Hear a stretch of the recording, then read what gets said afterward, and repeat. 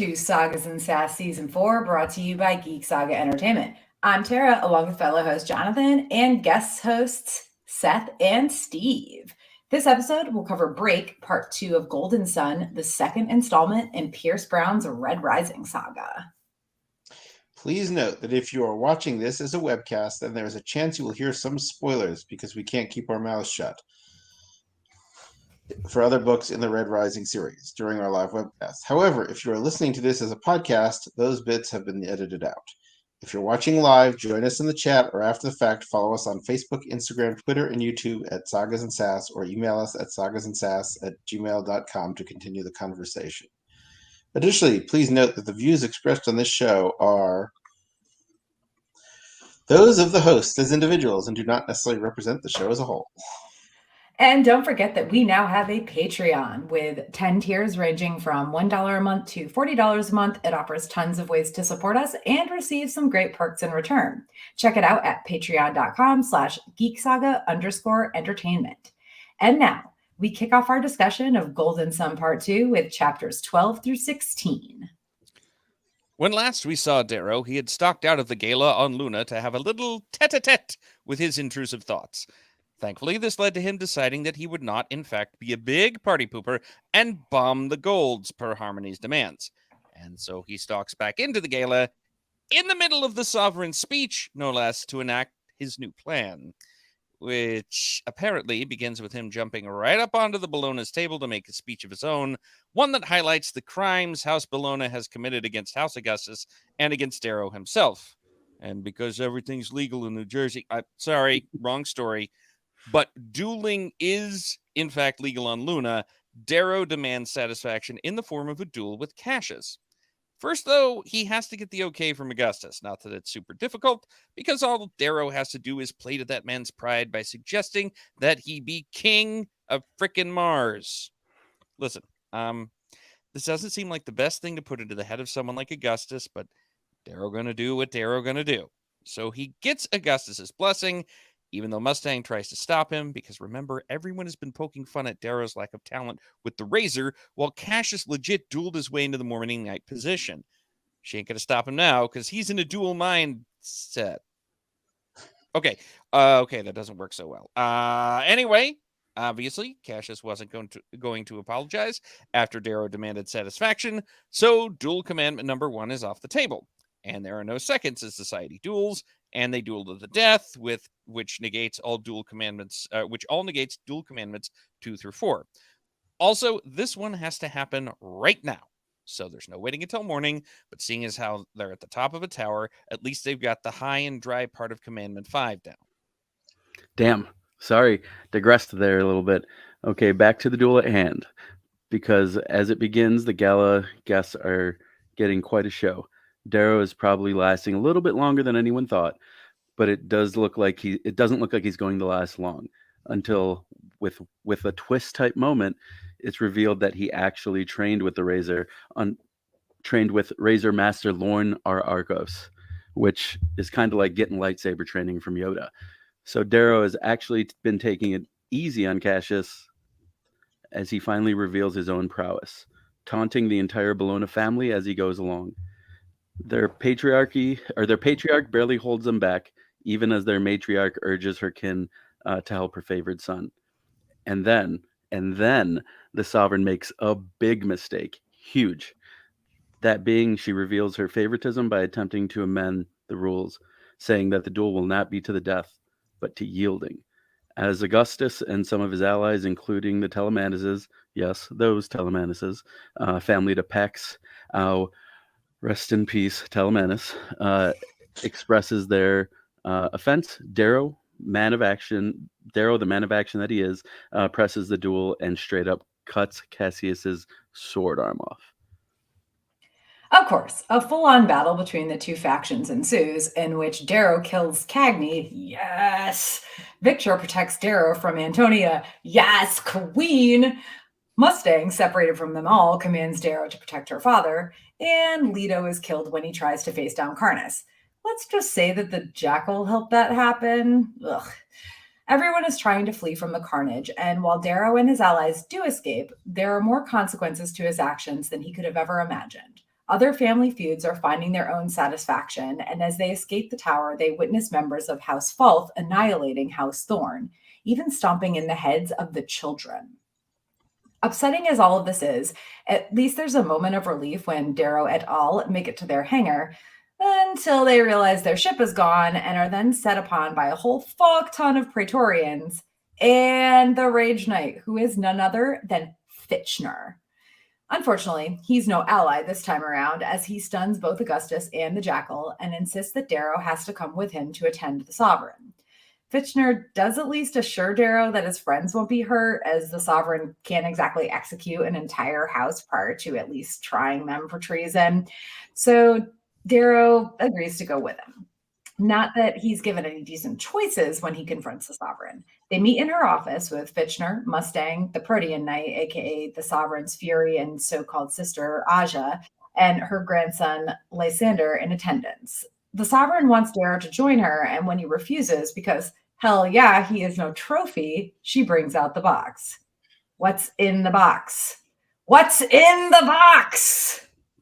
Well, they're these things called oracles, horrifying carved animals that are part pit viper and part scorpion, and who the fuck knows what else. And they latch themselves onto the arms of both Darrow and the Sovereign, ready to strike if either of them lies. So a game ensues in which they ask each other questions and reveal all sorts of information, until Darrow gets to ask his final question, that being, tonight at the gala, during the sixth course of the meal, did you plan to allow the Bologna to assassinate Arch-Governor Augustus and all those who sat at his table? And this bitch, even with the oracle attached to her arm, seriously has the gall to lie, saying, no, I did not.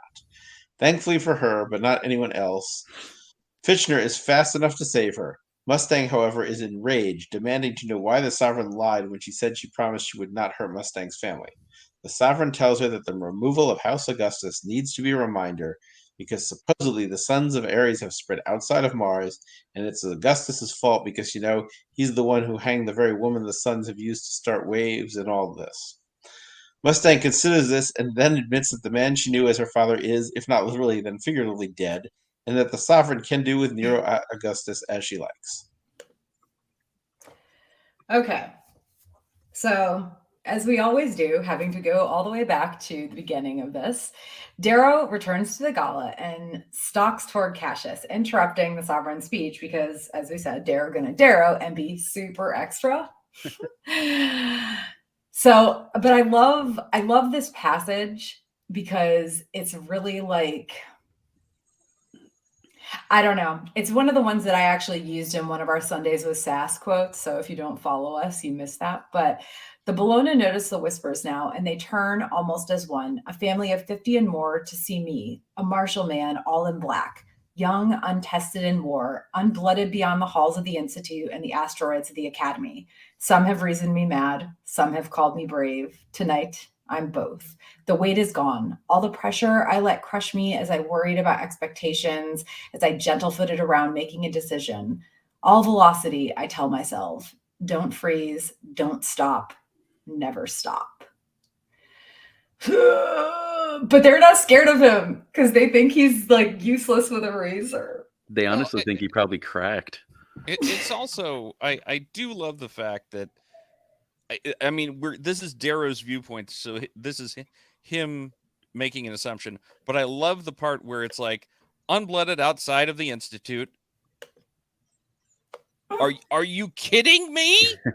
Oh, he hasn't killed anybody in war. That means he's completely not dangerous. Are you what? But yeah.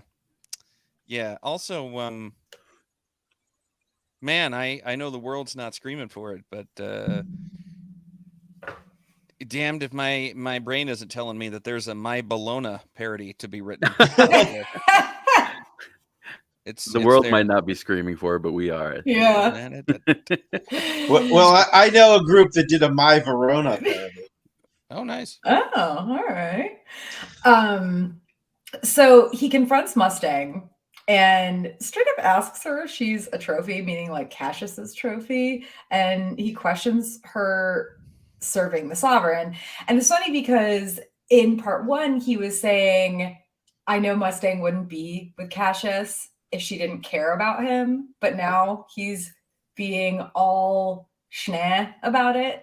So is this just another move of his, right? Just like him playing the game again? Because like Mustang isn't gonna, she's not gonna have any part in this really. Yeah. So I don't think he's smooth enough at this, because what is he right now? Like 19, 20? Yeah. 20, I think. Yeah. 20, I think. Yeah. He's not smooth enough to play the game with Mustang. Now I think she might be smooth enough to play the game with him, but I don't think he can ask her this question as part of a larger strategy. I think he's asking this question because he is bitter and he is hurt, and that is his ex, and she's now with his arch rival. Yeah, I think you're spot on there. I think that he's moving these other pieces and trying to make these plays with these other characters in the story, but he can't do that with her because she's just a little bit too close, a little bit too important to him. And also so political herself. I mean, and she straight up asks him if he's insane. Yeah. And he just looks at Cassius and is like, "Are you insane?" And it's very much like, "I know you are, but what am I?" Yeah. I mean, yeah, but it's, I don't know. Mustang's my ride or die in this series. I like Darrow, he's great, but no, Mustang, please and thank you. I don't really Is there like a pun? Is there a double entendre in that statement? No, there is not. I don't love Darrow all that much, honestly. I have a lot of problems with Darrow. I'm definitely, I love Mustang a lot, and I love Victra a lot, but Victor I like in spite of both myself and herself. Yeah, agreed. For sure. But I mean, Mustang is like, I'm not a bitch in heat. I protect my family. Yeah. Who do you protect but yourself? Like she's Yeah. She, honestly, like he's throwing it out there and she's throwing it back with like 10 pounds of weights attached, you know? And then she herself is also in a difficult situation because, I mean, what do you do when you have a brother like Adrius? You know, like, do you kill love him? Do you defend? Yeah, do you kill him? No, you serve him up naked to your boyfriend and Yeah. And let him kill him, but Darrow failed. Yeah. Yeah. Twice. Yep. He had the opportunity and didn't take it. Did not. Oh, well, that is to me one of Darrow's major flaws, that without getting into anything spoilery, he hasn't worked out in the second series either. He does have this weird need to believe in either the best in people or that he can redeem them somehow. Like that if they just start working for him and they just get on board with his program, then everything's going to be fine. And then he's also kind of a procrastinator with his relationships. Like Mustang, he's just kind of letting that kind of float out there. Maybe it'll work itself out. Roke, they're, constantly, frayed connections there. If there is one thing I'm annoyed about in this book, it's that Darrow, every other page is like, keep putting off talking to Roke. Yeah. But not right now. Other page. Absolutely. Well, I mean, and he's also he's so obsessed with Cassius still. Like, yeah. Y'all were friends for like a hot minute at the Institute, and then this dude tried to kill you, and you are just obsessed. Yeah, but Cassius was justified. Was he though? No. Well, I think once you have done, we have this conversation every fucking episode. I still think he was somewhat justified because there, again, maybe it would have been worse, but I think based on what they had gone through, Darrow should have told him in advance. I mean, maybe Darrow should have told him, but he's a procrastinator. I'll tell him eventually. Yeah, I mean, it's also just like, yeah, I mean, again, like I've even had this conversation, and I've only been on once for this series, but it's just like Cassius needs to get over himself. Like he's got an alternative to his current mindset, and that is realizing that his society is sick and wrong. And I realize it's a big step for him to make, but that's the step he needs. It's just so difficult when he's got just such a gigantic family that's leaning the other way, and then Yeah. the matriarch that's like, Literally hasn't been eating. Can I get a heart? Yeah, Yeah. seriously.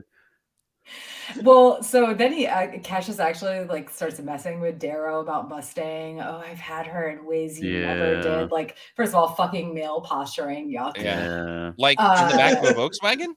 Yeah. So you mean that doesn't work?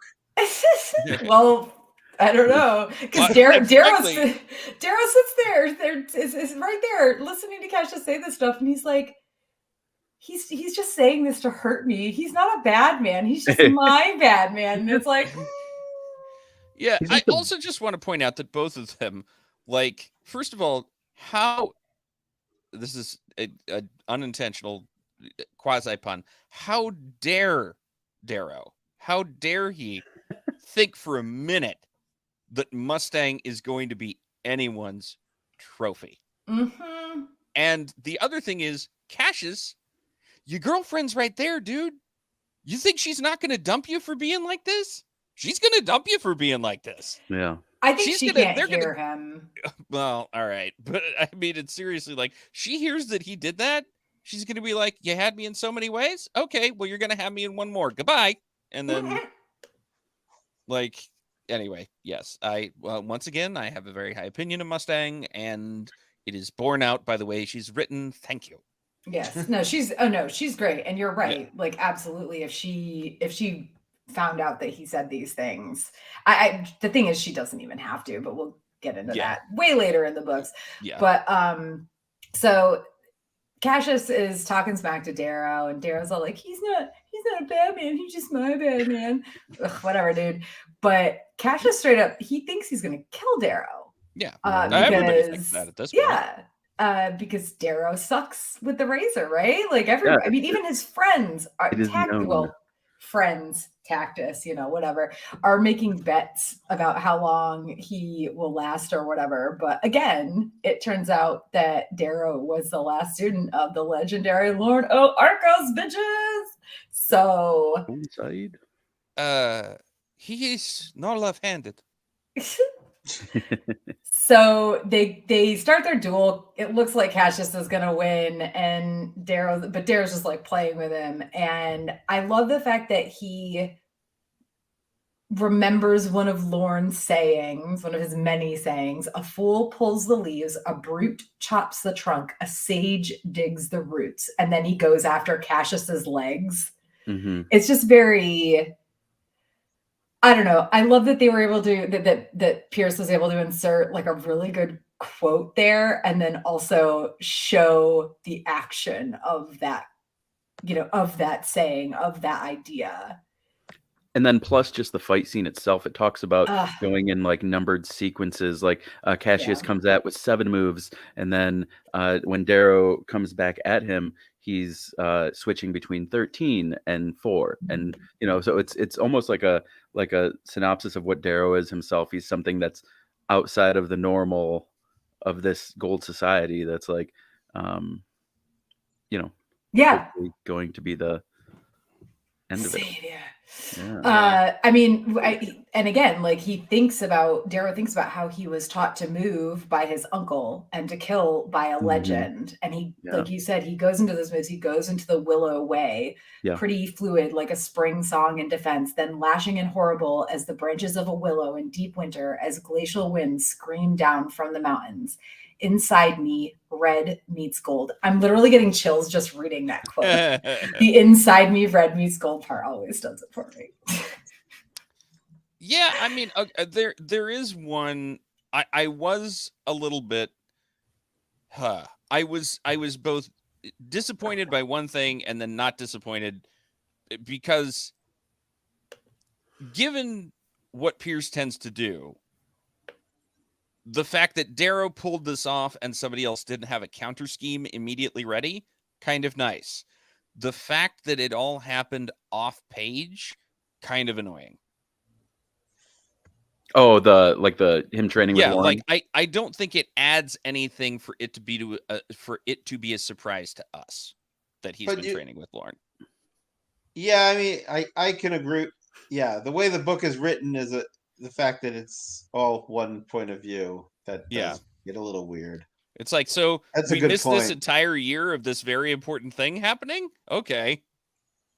There were no flashbacks? Okay. Yeah. Well, maybe he didn't think it was that important. Yeah, Maybe he just really wanted to surprise us. Like, it also reminds me of a Zen parable where a student goes to a sword master and says, I wish to learn the sword. How long is it going to take me? And the master's like, well, it's going to take you 10 years. Because like 10 years, that's ridiculous. Well, I mean, I don't. Okay, what if I quit everything and I just focus on the sword? All right, it'll take you 20 years. Okay, no, okay, look, all right, I'm going to quit everything. I'm going to leave my family. I'm going to barely eat. I'm just going to work on the sword. 30 years. So the fact that Darrow picked this up in a year is also a little bit like, this is a reference to pull in, but this happened in a Green Arrow comic too. They did a year gap, and all of a sudden he's fighting Deathstroke sword to sword with no problems. And I'm like, now wait a minute now. Cassius has been training in this for years. Darrow's had a year. But, Darrow going to be Darrow. But he has a year with Uncle Lyle's Castle Blitz to help him. He has a year with Yoda. A Thomas Magnum reference, if that. I am not familiar with Thomas Magnum. No, the original, not the new horror that they unleashed upon us. Yes. But I mean, like Luke Skywalker had like a couple months at most with Yoda. So you could also say use your parable the other way around. The Bologna have their kids forge their own razors, sleep with them, train with them night and day. So like if all this is being forced, if it's not a labor of love, then like do you have a ceiling basically? I now have like this image of the Bologna kids getting up every morning. This is my razor. There are many like it, but this one is mine. Yeah, absolutely. Oh Lord. Okay, so in the midst of this, Darrow is absolutely like eviscerating Cassius. It's clear he's going to win. And then here comes the fucking Sovereign thinking that she can just change the rules of dueling so her little favy baby Cassius doesn't die. And everybody's shocked. All I got to say is the Telemonases, all the Telemonases. I hear at this point it's just Daxo and Kavix, but they're just sticking up for Darrow and the Augustus family and being like, Sovereign, like, you can't just change the law right now. And this bitch, like, lol, this bitch, you fail to remember my word is law. Well, she's right though. But in her society, she is. That's the whole point of being a dictator. Well, but the point is she's not like she is a dictator, but she's not supposed to be. Like it's one of those things. It's one of those things where, yes, in a way, she is a dictator, right? But the Golds don't. They refuse to see her as that. Yeah, it's something like her changing the law, especially in the middle of a duel, is something you do not do. Like, I think Darrow says gold can't rule over other golds. You can declare your rule, but, do it at your own peril. And the Sovereign has ruled for so long that she's forgotten that her words are not law.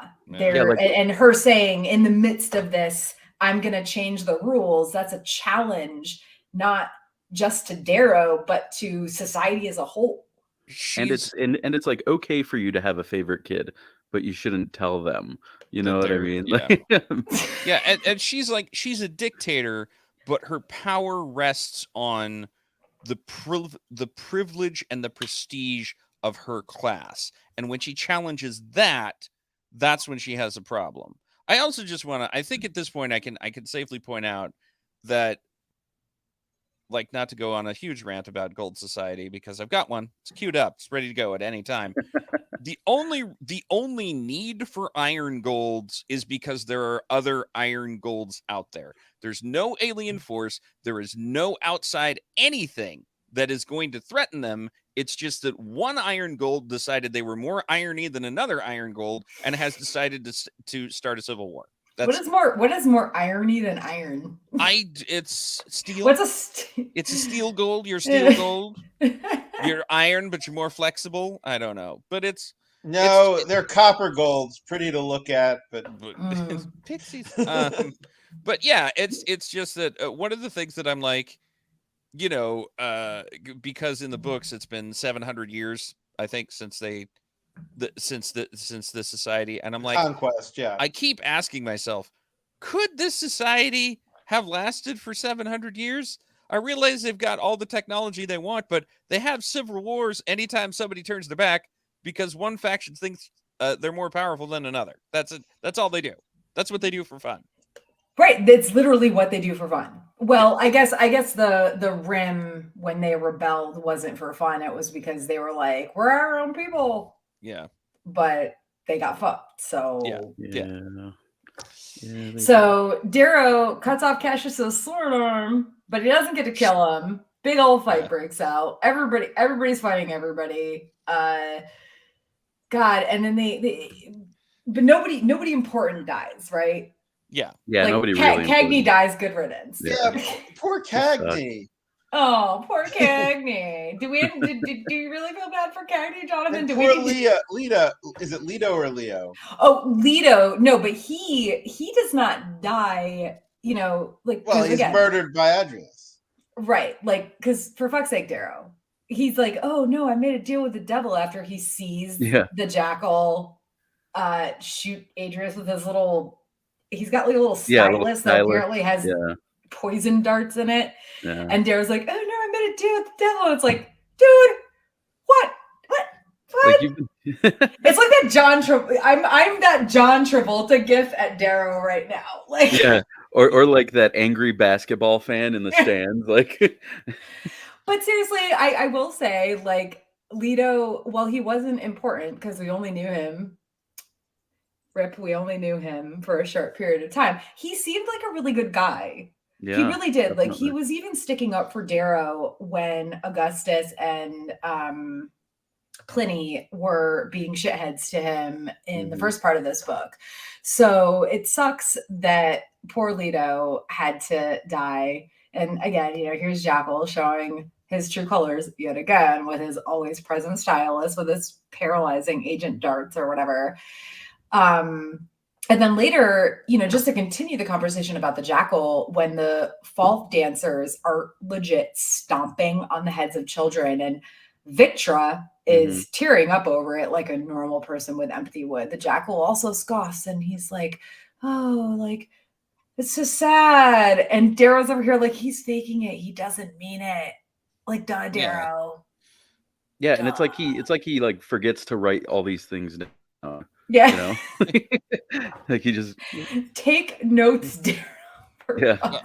I mean, the only thing preventing him from being Ernst Jackal Blofeld is that he doesn't have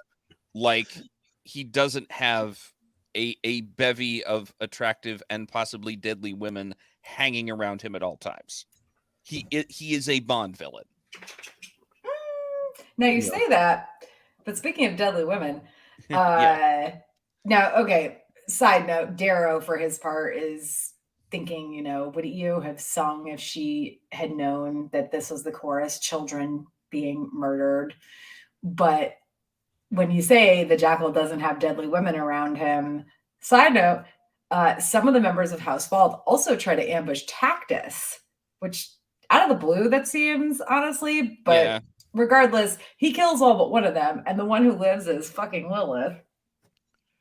So I got some opinions about her, but I'm gonna have to wait a while for that. Is there an R-rated version of this podcast? It's just this podcast is R-rated. We just can't spoil future things. Yeah. But fucking Lilith, man, like he kills all but her, and we know that she was the Jackal's right-hand person in the Institute. So, but I do want to say that as much as Tactus is kind of a questionable person because, he's betting on Darrow and whether or not he's going to live. And he's like, oh, he'll last like a whole 10 days. And then even in part 1, when their ship gets rammed by one of Karnas's ships, Tactus runs off. Like he ejects the escape pod before Darrow can get in it. So Tactus, not a great person, right? But he is also so upset about what he saw them doing. Like he's literally just slashing at them, killing them, just attacking them, calling them baby killers, and Victra has to pull him away. And in that moment, I couldn't help but love Tactus a little bit. Yeah, and I just want to point out that if you were going to do that kind of thing, it is helpful not to show off and demand a confession, even when your opponent is down. I'm not referencing anything in particular. I'm just saying that, But where is the fun in not having the villain lecture us about their plan? I know, but I'm just saying rip the Red Viper. That's all I'm saying. So then we get into the House Augustus gets back to where their shuttle is supposed to be, and it's gone. And we get a little bit of, and this is again something that we talked about before, where Pierce Brown does a really great job of, it's not show don't tell, it's telling, but he inserts it in such a way that you don't feel like you're being talked at. Because the Praetorians land, and here comes the Rage Knight. And in this instance where the Rage Knight, stomps down in his, helmet and everything, you don't know who he is quite yet. There's this just brief, there are 12 Olympic Knights in the solar system. They're sworn to protect the compact of the society against those who would defy it. And they represent what the Golds see as the dominant themes of man, the same as their schoolhouses did. So it's just, you get that little bit about the Olympic Knights because we've heard about the Rage Knight, we've heard about the Morning Knight, right? We've heard about a few of them, but you don't really know what the reasoning behind it is. So we get that little bit of world building there. But then, it's kind of broken entirely. It's like, oh, this should be important. This little bit of world building. I mean, it is important, but it's less important because then the Rage Knight pulls off his helmet and it's fucking Fitchner. Yeah, of course. And Fitchner, who was the lowest of the low, really, at least the way that we've been told about him so far. And Fitchner drags Darrow off to meet with the Sovereign.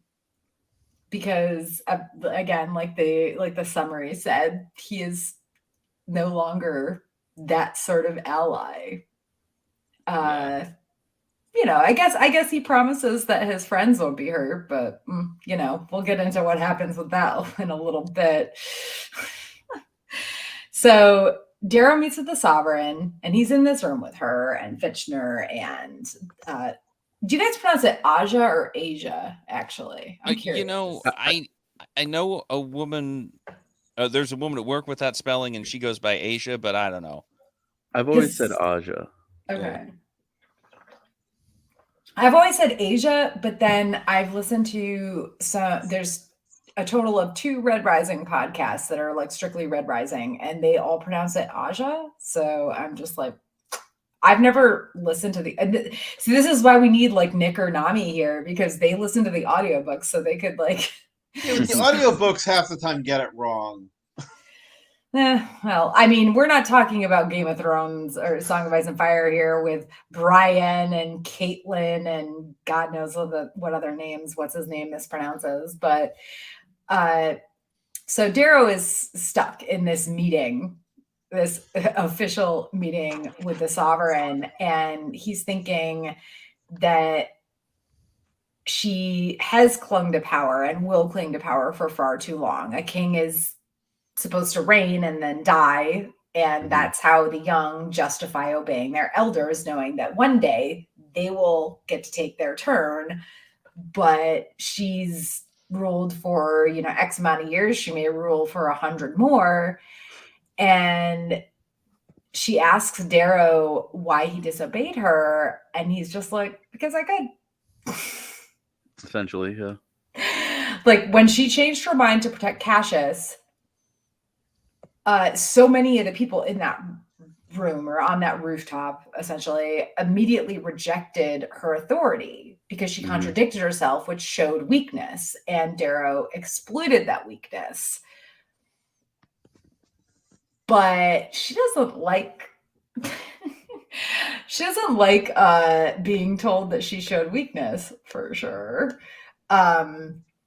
So when Darrow then also is like, oh, I should like to apologize. And the Sovereign is like, an apology is insufficient. And he's like, no. I said I would like to apologize, but I'm not going to, because you need to apologize to me. I mean, this whole thing, because then she's so full of herself and her power that she spurns the idea of apologizing to him and continues on her whole, like, I am the law shtick, which again, big mistake, huge I am mistake. the law. Sorry. So Thank you, Judge Dredd. thoughts on the Sovereign. Just she has been getting high on her own supply of power. She's just huffing it every day. And here's the thing. She thinks, not only does she think she's untouchable, I get the very strong impression whenever she shows up that she thinks that she is as good as her granddad, and she's not. I mean, to be fair, I wouldn't say that. Well, hasn't she had 50 years apiece? I mean, she nuked a moon, and there's low but color. There's a low level, low color rebellion happening. So. Yeah, I mean, it's the honestly, I think you could perhaps, if you wanted to, draw some. I mean, it is definitely not a complete match, but you could draw some parallels between the Sovereign and Cersei. Yeah, she's not as nutball crazy as Cersei, but she certainly has that thirst for power. And also that sense of omnipotence once they get in there, right? Cersei basically thinks that she can do anything. Entitlement. Yeah, exactly. She's like, well, I'm here and no one can stop me now. And it's like, what are you going to do? And then sort of the reality of life catches up, and, it's not good, and maybe the Sovereign's going to nuke a bunch of moons, and maybe Cersei's going to blow up an entire city to prove a point. I mean, it's definitely understandable. I mean, she's been kind of killing it for such a long time. She worked out whatever deals she had to work out to depose her father, and then since then, she's just been kind of kicking ass, and she's obviously just crazy intelligent. Her grandson just moves ahead, but so it's understandable that she thinks that she's like, above everything. I do think a lot of it is the people who are behind her, though, right? Like she has the Ash Lord who nuked Rhea, and she has Aja, however the fuck you pronounce it. The weird sisters. She has her furies. Yeah. Oh yeah. Yeah, but Moira is the Politico. She is, but where is she? We meet her for like half a second, like way later. We'll get into that way later. But like Aja herself is so fucking badass, right? She is incredible. She's the baddest of badasses. Yeah. Like I want to see this in movie or TV form, live action, so that Denai Guerrera can play her. And I know that a lot of that is just because I'm picturing Denai Guerrera from Guerrera? She's from Walking Dead and Black Panther. She plays the leader of the all-female Dora Milaje in Black Panther, and she is super badass, and that is who I picture in this role. honestly. For She's sure. probably too short, but that's who I picture this role. Everyone in Hollywood is too short. For Everyone is too short to be a gold. Yeah, that live action. That's probably why the TV series idea failed. It's probably why We couldn't find actors. Yeah, I feel like if we get this as a live action anything, the height thing is going to change, and I'm okay with that, honestly. Yeah, we are only getting this as a live action anything if like all of the current epic fantasy shows continue to do gangbusters, because I can only imagine what the budget on this thing would have to be. Insane. But I don't think so. I actually think you could do it cheaper than the fantasy shows. Well, but you're not thinking about wigs and possibly. I mean, they would have to. Contacts. Not necessarily body paint. I think they could do away with body paint, but for sure, no costumes, just body paint. I think it would sell. Well, it would sell on HBO. We know that. Yeah, that's a winner right there. So the Sovereign is so full of herself, though, that she asks Darrow to leave Augustus and join her. And Darrow is just so on point this entire meeting. Like, he asks her, why would you want a man who so easily trades his allegiance? That would mean I'm little more than a common whore. I'm an aureate. I am not a trophy. And this whiny, I can say and do whatever I want and own whoever I want, bitches all. If I can't have you, no one can. She basically says that. She says that. If I can't have you, no one can. Well, this is the thing. And it's like, she might be massively intelligent. She is. She might be incredibly ruthless. She is. But she's not using it correctly. She's not putting in the planning, right? She's not playing 10th dimensional chess. She's just like, I'm here. I've been here. I can do what I want. Right? She has no plans for Darrow. Mm-hmm. Her whole, this whole scene is her improvising and hoping it's going to work out. If you look at it from the standpoint of golds, though, if Darrow was anything but a red that was made into a gold that was meant to, find his way in and destroy the system from within, a gold from a random asteroid mining family, and you were put into the situation. You're working for Nero Augustus, and the frickin' the ruler of the gold says, hey, join my team. I have your girlfriend. She's already on my side, or your wannabe girlfriend. It's a pretty good offer. So I could see why she would be so confident. Yeah, I mean, there's that. There are definitely a few golds. I mean, I know we all have feelings about old Cassius, but I don't think he'd take the deal. I think he is full. But I think he has that family to anchor him. That I don't. Yeah, and certainly Lauren's not going to take the deal. But Lauren, no, he's already well established. He's a man apart. Yeah, he is. He just wants to be Griffins. Yeah, seriously. Well, then Asia comes in and is like, we don't ever lie. Yeah. Lies are rust on iron, a blemish on power. Ha, ha, ha. And I love how... but gold doesn't tarnish, so... True. It's But, Darrow, when he thinks power, they're so drunk on, they can't even remember how many lies they stand upon. Mm-hmm. Tell my people you don't lie, you brutish bitch, and see what they do to you. And it's oh, Darrow, your people couldn't do anything to us. I mean, you can literally have 50 reds swarming Aja, and she would just.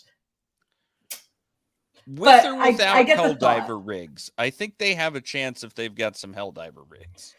Maybe. Oh, I mean, Aja. I don't know.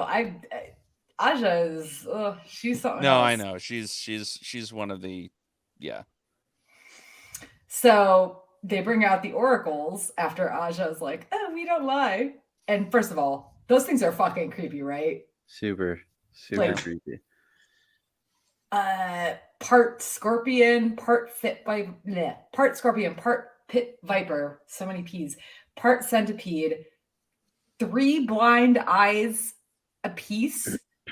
They move liquid glass, organs and skeleton visible through the skin, chitinous mouths chattering in his... Oh, God, chitinous. That word chitinous, chitinous.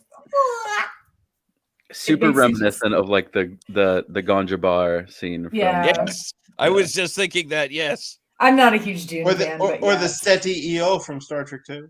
yeah. And then they latch onto you and can sense if you're lying, and I guess will like sting you with their poisonous scorpion tail if you do, which like, oh God, never put one of those things on me. Like, not that I lie, but I'd be so fucking anxious about saying the wrong thing. So, highlights from this little game that they play. Oh man, there's some good ones. Only about 0.33% of golds are peerless scarred. I did the math. 132,689 of nearly 40 million golds. Mm-hmm.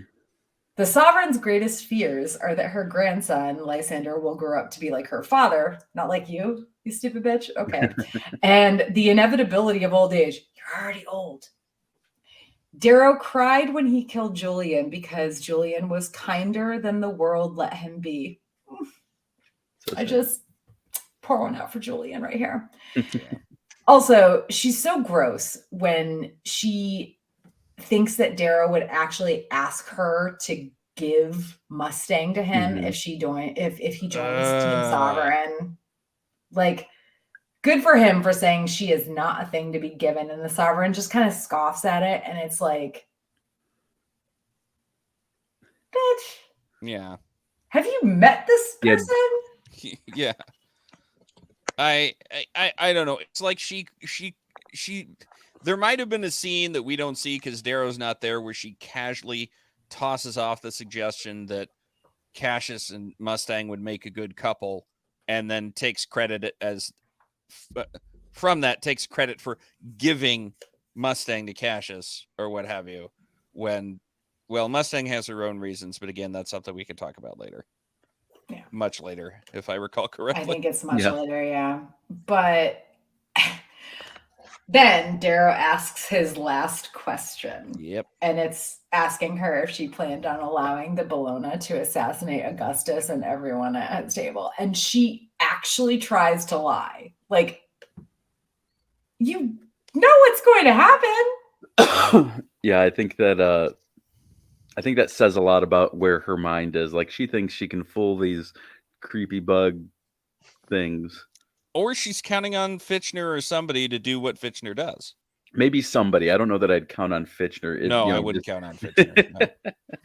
I mean, he's the one who saves her, which boo hiss.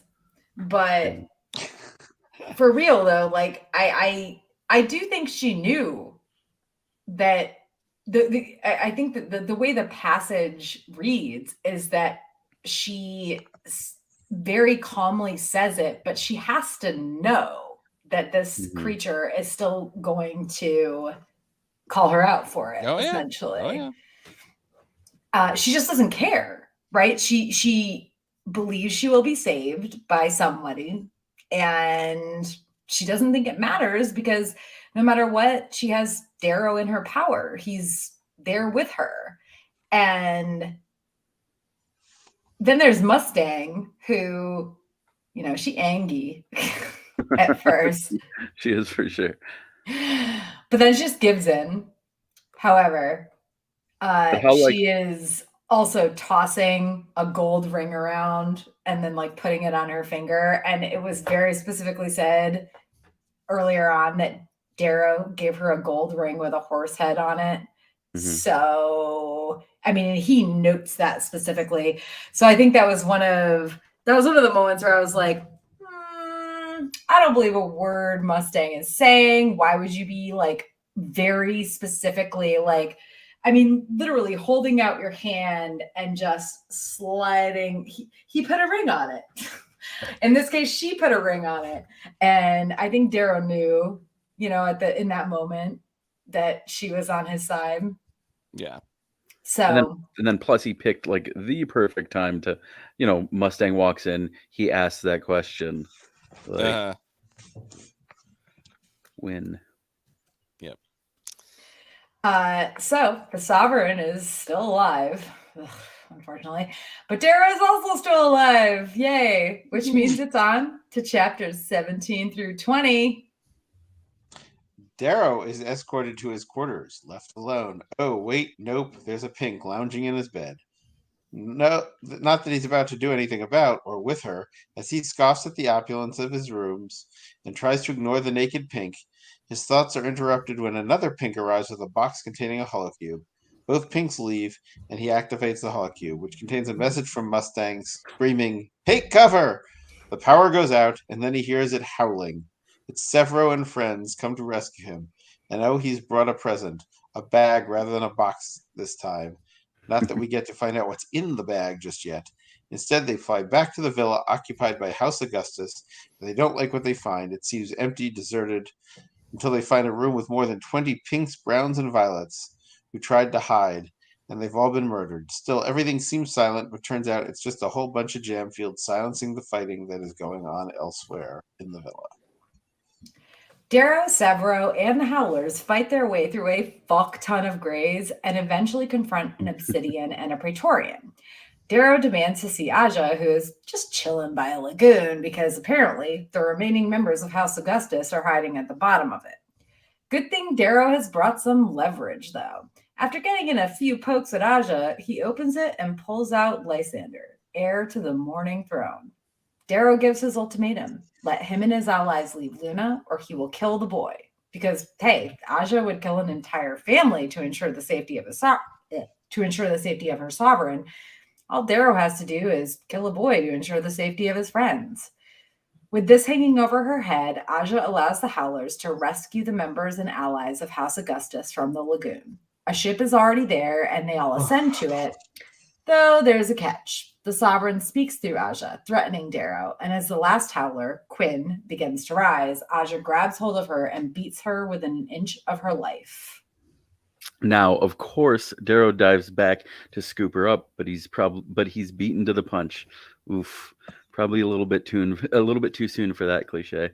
By the Jackal, who gets Quinn up to their escape shuttle and immediately begins to attempt to treat her, which seems a little bit out of character, but hey, he's been apparently trying to help Darrow deal with other things.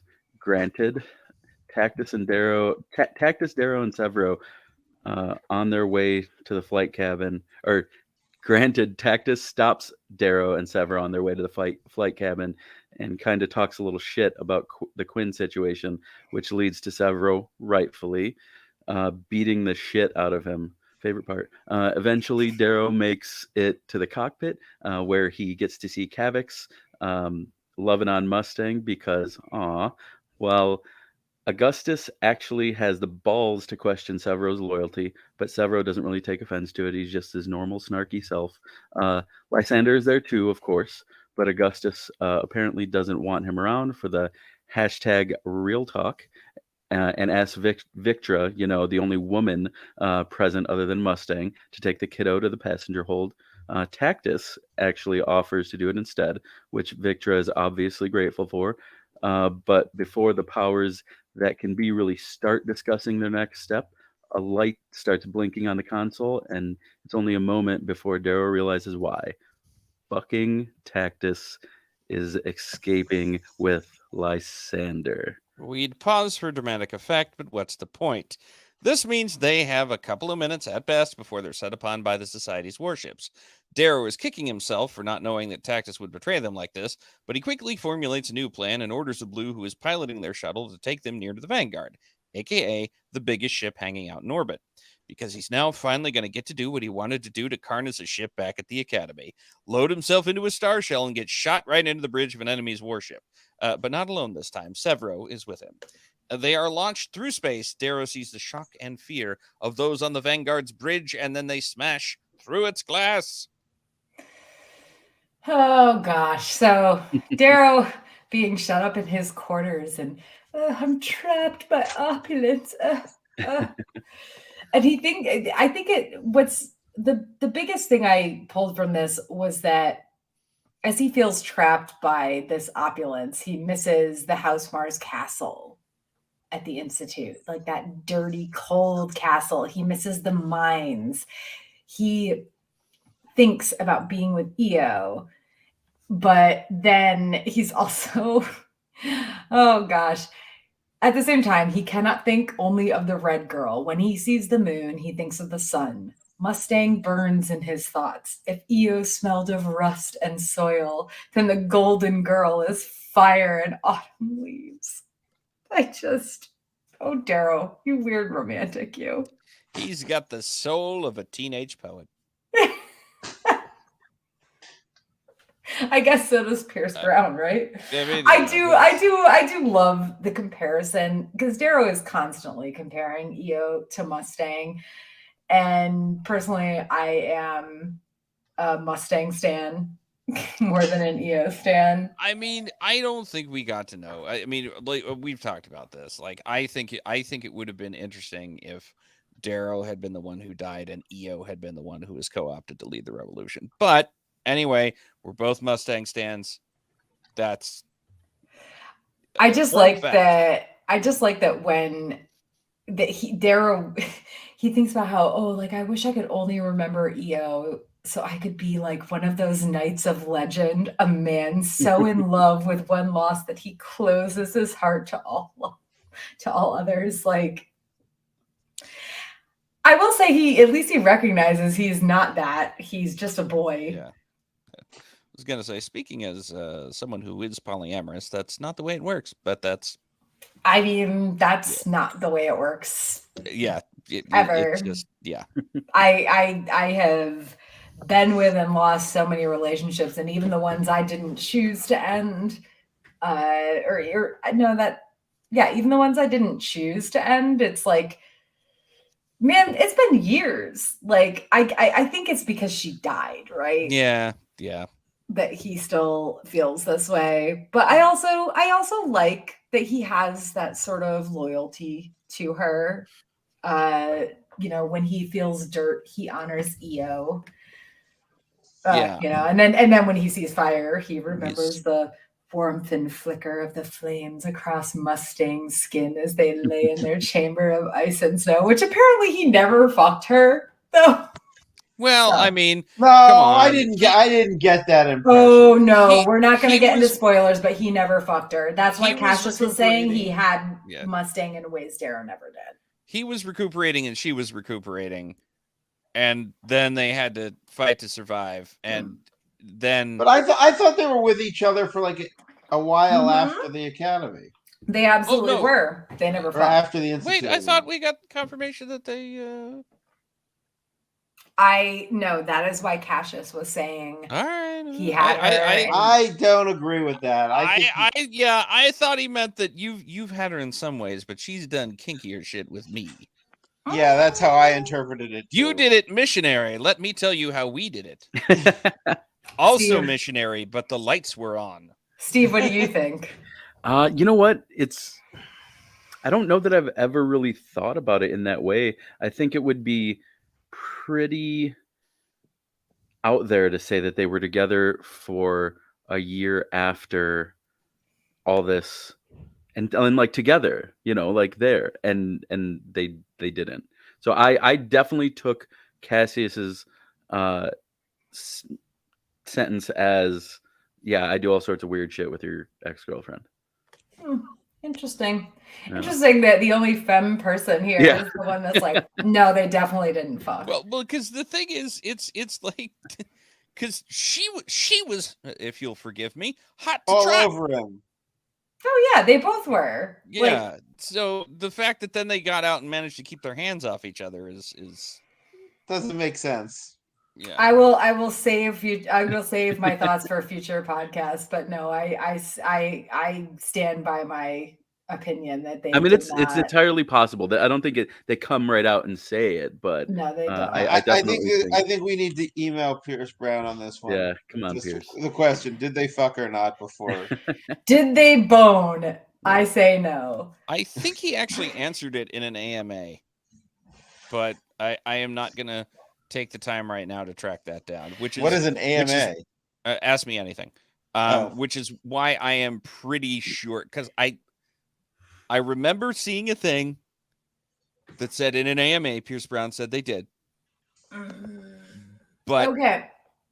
So I believe it is canon that they did. I will not believe this until I see Pierce Brown's words. So, Well, excuse me. Apparently, I have a quest now. The quest for the holy AMA.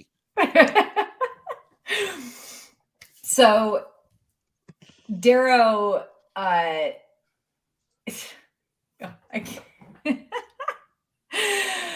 Lord. Okay, so Darrow again, like, gets too full of himself, right?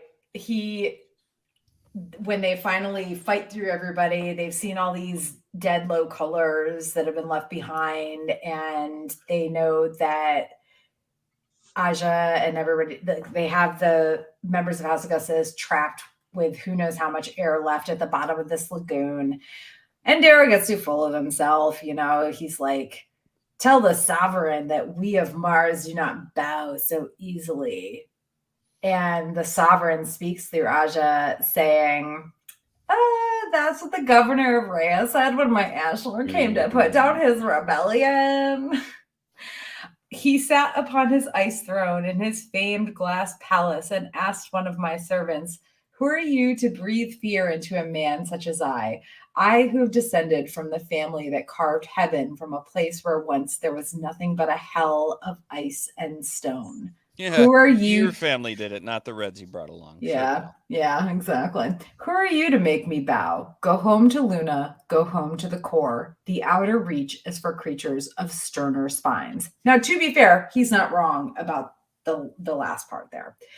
But the governor of Rhea did not bow. Now his moon is ash. His family is ash. He is ash. And the sovereign, through Aja, tells Darrow, so run home to Mars, for my legions will follow you to the ends of this universe. And even though they have pulled all of their house members and friends out of the lagoon, Quinn doesn't make it.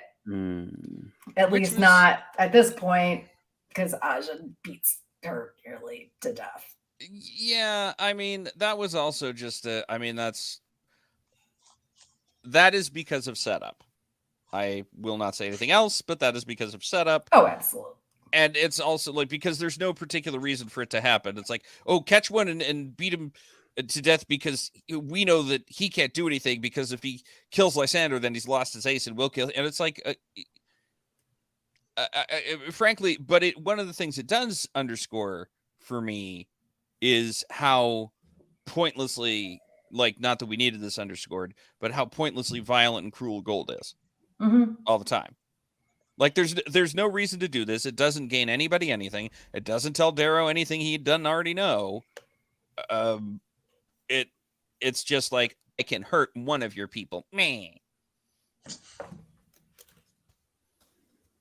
Yeah, it's they're calling his bluff.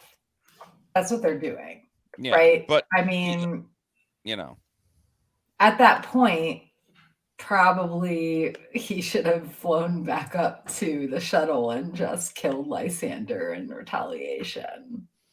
But then they would have shot that ship right out of the sky. Yeah, I guess. Blah. Yeah, I mean, that's the thing, is that he can't, what he should have done was stayed and guarded Quinn's retreat, but that's, Well, he was like kind of right there, but it was, God, fucking Aja.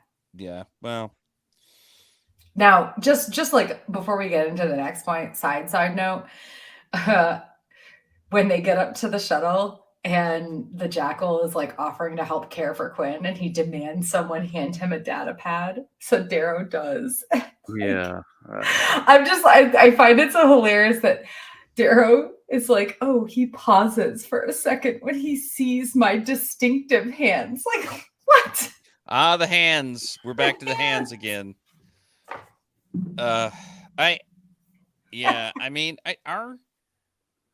Is Pierce Brown to hands as Quentin Tarantino is to feet?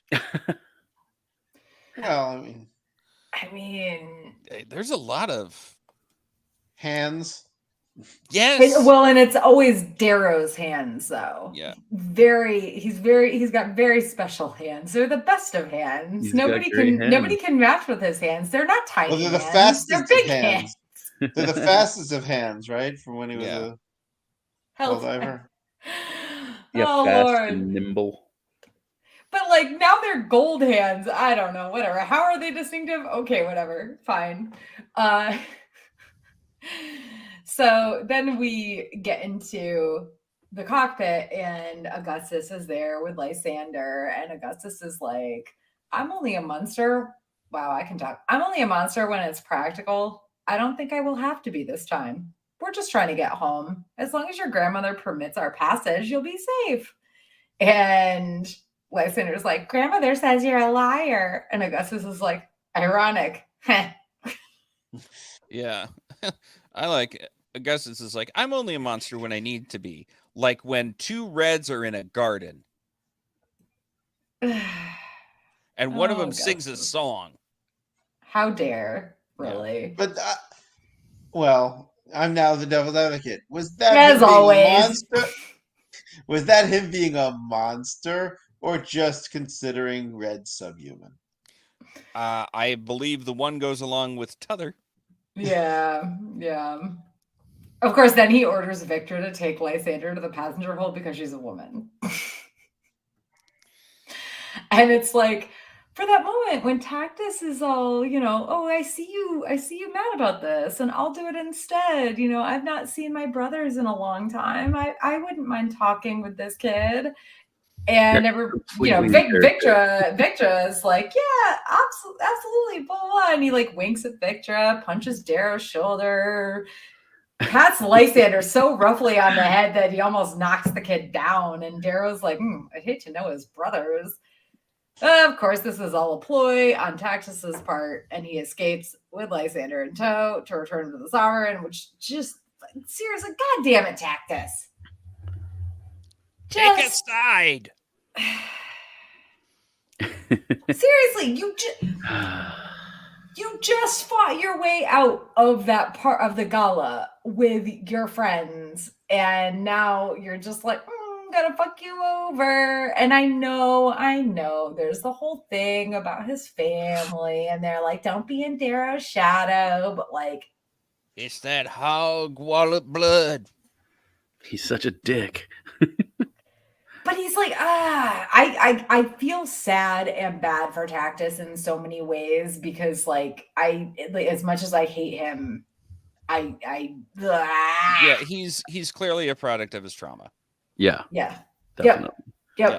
But I mean, you could say that is true of all gold. It's true of all people All in gold. society. No, like quite literally, like certainly at the certainly the iron golds, and I mean even to an extent the pixies, they are all products of this trauma wrought upon their society by people who are victims of their own trauma and are so deep in it they can't see any way out of it. Mm-hmm. Or even that there's possibly another way to be. Well, I mean, in book 1, Roke, blood begets blood begets blood begets blood. Like, yeah. That's the way it's always going to go. And as soon as they've lost Lysander, they know they're screwed. But Darrow's like, take us near this much bigger battleship, the Vanguard. And the Blue's like, that would cause our chances of survival to decrease by, and hey, Star Wars reference, because Darrow says, never tell me the odds. And then, because Darrow is, the leader and all, apparently, or despite everything, everyone turns to look at him. Not because he said something strange, but because they've been waiting to turn and look at him. They've all been silently praying he would marshal a plan, even Augustus. And he remembers that Io told him people would always look to me. She believed he had some quality, some essence that gave hope. He doesn't usually feel it he does not usually feel it in himself. He doesn't feel it now. He just feels like dread. He feels angry, petulant, selfish, guilty, sad, alone. But everybody's looking to him. So as much as he's just a liar in a carved body, he has to act. And that's when him and Severo go and load themselves into the star shells. And honestly, the description of them loading into the star shells and launching them into the Vanguard is just don't shit your suit, man. Yeah, seriously. Don't look up. You might break your neck. Yeah. I Get into this tin can and hope. seriously, I mean, I think that at times I feel a little bit pulled out of this series because of the lack of science, I guess, right? But there's no science in this series at all. Well, I mean, Other than they don't have faster than light travel. Yes and no, but I mean, I think at this point in particular, it's very like visceral, right? The whole description of him and Severo putting themselves into the star shells and just everything. It's I don't know. This was one of those times where, as much as I feel pulled out of the series sometimes because of the lack of, maybe not science is the right term, but like actual sci-fi and like reasoning. I don't know. So they launch themselves into the bridge of the Vanguard, and I want to know what you guys thought about that whole sequence. Like, I mean, and Victor kissing Darrow on the lips and everything. Oh, well, I mean, it was clear from the jump that Victor had a thing for him. Oh, of course. Yeah. But I mean, I don't know. Like everybody, fans, this fandom has this big thing about them loading themselves into the star shells. And I mean, Darrow was almost going to do it at the beginning of this book, and then he got stopped. But now there's no one to stop him. There's no school to say, boop, your controls are gone. So it's him and Severo. Like, of course, Severo. I don't think, did Severo have to go with him? I don't think so. I was actually a little surprised they wouldn't have done it with. If you're going to do this, I would have thought they do it with more than two. Actually, I always thought that was a weakness of the plan. If you're going to do this desperation attempt to drive the star shells right into the bridge, why would you only have two? Why wouldn't you do 4 or 6 or 8? I mean, you have them theoretically. Well, because the people that they have on the ship are not people Darrow is willing to sacrifice. And I don't even, like, he's not even willing to sacrifice Severo. Severo just insists on being part of the whole thing. And I think that like, I don't know, like in terms of descriptive things in this series, I've really always liked this scene where it describes kind of almost piece by piece them being loaded into the star shells and Darrow thinking about what can happen, what can't happen, and also, you know, I mean, and again, Severo's there with him and he's just like, oh, but my friend, I don't know. I've always liked this particular scene.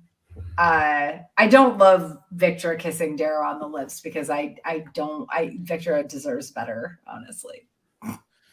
Then Darrow. I don't know. I have a somewhat different opinion. Mustang deserves better than Darrow too. Like literally everybody deserves better than Darrow, but that's my rude Darrow opinion. I am one of the few Red Rising fans who is just about Darrow, and I have been from day one. Oh wow! So, all right. Yeah, I'll get into that. I'll get into that after we conclude the series. Yes. Well. Yes. So, okay, now that Darrow and Severo has straight up arrived on an enemy warship, it's time to get into chapters 21 through 24. So, as Darrow and Severo burst into the Vanguard's bridge, Darrow realizes his weapons are damaged. And also, he doesn't feel so hot because there's something wrong with his arm and he totes has a concussion. But they persevere, ridding themselves of the obsidians, grays, and golds who stand in their way. Darrow knows he has control of the bridge because he and Sever are there to enforce that control, but he also knows that he needs to do something about everyone else on the ship because they're just two dudes and the shuttle full of their allies needs a safe place to land. So he sends out a message announcing the ship is now called the Pax. Insert necessary Pax O Andromedus, you'll hear, and that he has claimed the ship as a spoil of war. He reminds the low colors on board that normally when one has captured the bridge of an enemy-held vessel, they would simply vent the ship. But instead, he believes that those who actually run the ship can be his salvation. That if they choose Darrow as their commander and overwhelm the Golds who think they are expendable, he will reward them.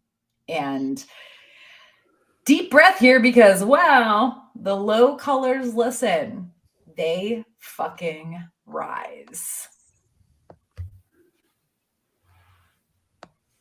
That's you, Jonathan.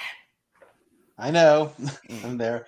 The problem is there's still a group of golds and obsidians trying to cut into the bridge, but then Darrow receives a communication request from an obsidian, a stained nonetheless, so the best of the best, asking if he is a god. And when asked if you are a god, you always say yes. Yes. And how he took the ship if he isn't even a praetor. So Darrow introduces himself and replies that he took the ship by flying in from the abyss with just one companion. When Darrow looks back at the HC monitor, the obsidian he spoke through, the larger than any obsidian he has ever seen, is cutting down his enemies. By the time he is done, the hole that has been burned through the door is large enough for a face-to-face introduction. This obsidian is Ragnar Valaris, a much celebrated fighter, and he offers Darrow his stains. Darrow has his concerns, but he accepts Ragnar into his service, and his first command is that Ragnar save his friends, and in return, Darrow will owe him a debt. While the low colors are rising and Darrow's new servant is off to keep his allies safe, one question that remains is who is in charge of the bridge. There's a lot of me nonsense from the Blues who are present, but in the end, it's a Blue named Orion who catches his attention. While her sect intended for her to be a boy, which is why she has a boy's name, as Severo notes, she apparently surprised them, and while her fellow Blues claim she is emotional and not fit to run a ship, Darrow and Severo like her as she is, and so she assumes control of the Pax. With his ship in hand, Darrow and Severo finally get to go meet up with their friends. Sadly, Quinn didn't make it, and Roke and Severo, who both loved her, are understandably upset. Darrow isn't sure what to do next, but Mustang tells him that Severo needs him. And while he questions this, because Roke probably does as well, she insists that it's Severo he should go to. Now, there's a lot Mustang doesn't know, but in this situation, she was right. Darrow finds Severo in a washroom where they talk about Quinn a bit, but Severo soon changes the scope of the conversation. Because while Mustang sent for him in the Howlers, he was contacted by someone on one of his layovers. He tries to make Darrow guess, but no, it wasn't Lorne, it wasn't Fitchner, and Severo tells Darrow that trust goes both ways, and he has to take a leap. Pause for dramatic effect. It was Ares! So Severo knows that Darrow is a son, and he also brought a message that reveals how Harmony betrayed them and is running her own bullshit campaign. Surprise, surprise. Not.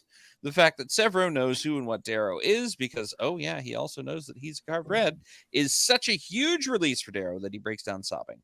After they have their long talk, though, Darrow also ends up having to face Victra. He finally begins to see the depth of her feelings for him, but he's all hot and bothered for Mustang, so he turns Victra down by referring to her as a sister. Sigh. This obviously isn't the greatest response, but he actually patches things up by insisting they reintroduce themselves, telling her that, contrary to popular belief, he doesn't eat glass and loves music and dancing and is very fond of fresh fruit, especially strawberries. In turn, Victra offers that she likes the way stone smells before rain, and she actually hates the color gold. After they part, Darrow moves to the mess hall where he, surprise, finds Mustang. A Brown serves them a huge brinner, aka breakfast and dinner, platters. While you think they discuss what needs to happen next, their conversation instead involves Mustang bringing up her thoughts on the terrible treatment of low colors and the revelation that intercolor love is a thing that has always happened. The society just silences it in every disgusting way they can. In the end, though, the conversation ends with a simple warning. Mustang telling Darrow that she knows he is in league with her brother, who can't be trusted, which, like, duh. But when Darrow returns to his quarters, who's waiting? The Jackal.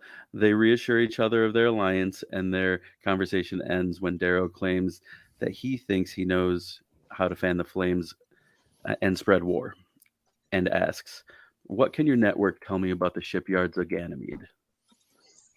Dun, dun, dun.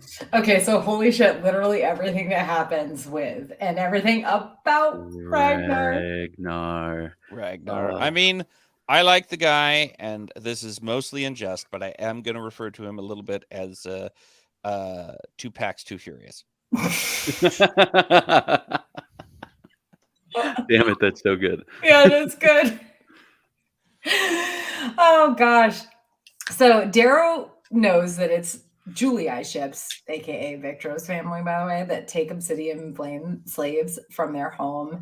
And he recognizes that Ragnar is not practiced at hiding his hate. It is cold as the ice the man was born into.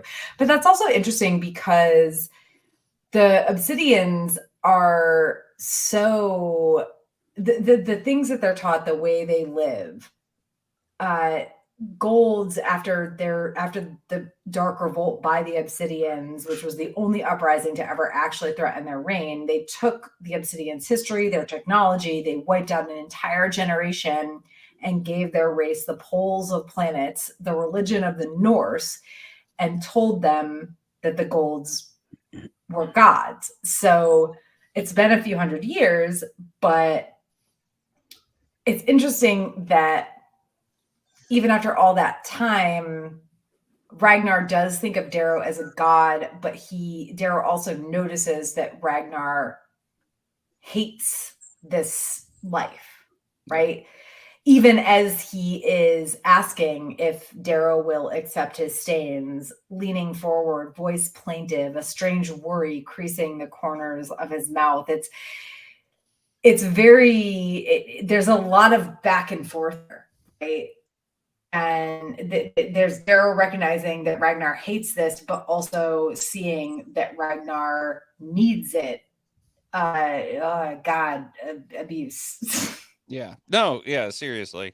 Although I do wonder, like, if at any point two Obsidians were sitting together, because we do know that they can be more talkative than Ragnar. We're sitting together, and one of them looked at the other and said, "Yeah, you ever wonder why no one else worships Thor and Odin?" And the other Obsidians go, "Yeah, I have noticed this. We are the only ones." Yeah. I think that they're pulled from this place where that's what they're taught, and Right. they're immediately thrown into the life of. I mean, 'cause here's the thing: like Ragnar is touted as this great warrior, but he was also he was a he was a he was a pit fighter. He was Oh yeah, I was gonna say, I a don't know if he was gladiator. He was a right. gladiator. I don't know if he was considered a great warrior. He was considered a gladiator. Oh no, he was He's strong Belwest, basically. He was a great warrior, though, because that's just what the Ash Lord reduced him to. Like, he was a great warrior, is a great warrior, but for a while, the Ash Lord reduced him to being a gladiator, basically. Yeah. So what always bothered me about the whole concept of the Obsidians in this world is, why would the Golds build or engineer a race that is stronger than they are? I still don't get the logic behind it. It kept saying they're bred to kill Golds. Yeah, it's like, why would the Golds breed something to kill them? It's bad enough when they have their own fights with each other, but because they want an edge in their constant civil wars. Mm-hmm. And I want to say at the beginning they were probably certainly made as shock troops. Yeah. And I mean shock in the sense of being very capable and like running into a city and taking over things very quickly, but also because most humans, most regular I don't know, undesigned humans are probably going to look at this and be like, what? And then die. Yeah, I mean, I think they tamped them down for sure in the beginning too, just not enough. I think was the problem. Yeah, but in this girl, there are no normal humans. Everyone is genetically engineered. They're just genetically engineered in certain ways, right? I mean, well, and now it's they're not even engineered. It's just those traits were locked into their DNA. So, you know. Yeah, and I think their society at the moment is just like, let's keep them occupied with these carved creatures and harsh living environments, and let's just take a few of them at a time for bodyguards, for this, for that. So I don't think they let them like group in large enough formations to really get the juices of rebellion flowing. Yeah, well, not anymore. Yeah. What are they anymore. going to do it with? Spears and swords? Yeah. Non razor swords? Yeah. So beyond Ragnar, as Darrow watches the lower colors that he incited to rise up against the golds who were in charge of the vanguard, he thinks something furious grips these colors, and though they die, I feel the flickering of rebellion as I give them permission to do what they've wanted to do their entire lives. It's there, even if you never see it till the end. That spark of individuality, of freedom. And oh gosh, like just like him, the scenes of him watching them over the HC, watching the oranges and the browns and everybody just gosh, he gets in trouble for it later, but man, it was worth it, right? Well, I mean, honestly, I am a little bit surprised that after this, I am surprised that all of Gold Society didn't, well, almost all of Gold Society didn't unite behind killing Darrow. I think because in this instance, I mean, even Augustus, like later, he sees Darrow did what he had to do to gain that ship. He doesn't agree with it, right? And I don't want to get too far into that because that's future discussion. But for sure, without that help, they would have failed. Yeah, so absolutely. They all would have did. And Augustus, realizes better this than me being dead. Right. So Augustus is on that point. But I think all of the other golds who are like, he did what? Would have been like, oh no, he's got to go. Yeah. He is dangerous. Well, but so you're talking about all the golds on the other side. I'm talking about all of the other golds who are even neutral. I'm even talking about maybe the Telemanises. Nah, the Telemanises are you're right. Yeah. They're better than that. But just the fact that he's like, he encouraged the low colors to rebel against us. He must be stopped. And I think it's only Augustus's power and the alliance of the Telemanises that keep that from happening. Yeah. So now their shuttle is saved, but Quinn has died. Which Quinn was good people. Yeah. Quinn was good people. And Roke and Severo are both Quinn got fridged. Yeah. Yeah.